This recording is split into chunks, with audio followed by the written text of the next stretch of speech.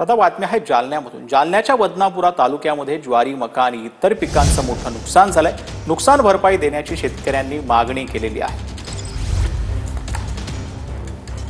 हवामान विभागाकडून जालना जिल्ह्याला येलो अलर्ट देण्यात आलेला होता आणि कालपासूनच जालना जिल्ह्यात ढगाळ वातावरण जे आहे ते पाहायला मिळत होतं। आज या ढगाळ वातावरणाचं रूपांतर जे आहे ते पावसामध्ये झालेलं आहे।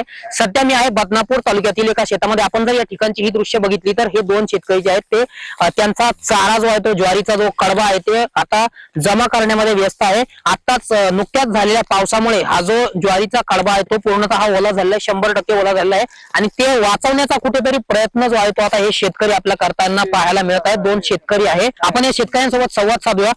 काय काय नुकसान तुमचं झालं मला सांगा। हे बघा माझे बघा कडबा बघा, हे बघा कडबा कसा आहे एकदम। आपण जर या ठिकाणी बघितलं तर ते दाखवतात की त्यांचा पूर्णतः ज्वारीचा कडबा जो आहे तो ओला झालेला आहे। ते स्वतः आपल्याला दाखवतात की दाणे सुद्धा ओले झालेले आहे सगळे। ते बघा तिकडे सगळं ओले झालेलं आहे आणि काहीच नाही राहिलं जनावरांसाठी। बघा ना आता हे जनावर वल्ला सगळं सडून जाणार आहे। रामनाथ ढाकणे, TV9 मराठी, बदनापूर, जालना।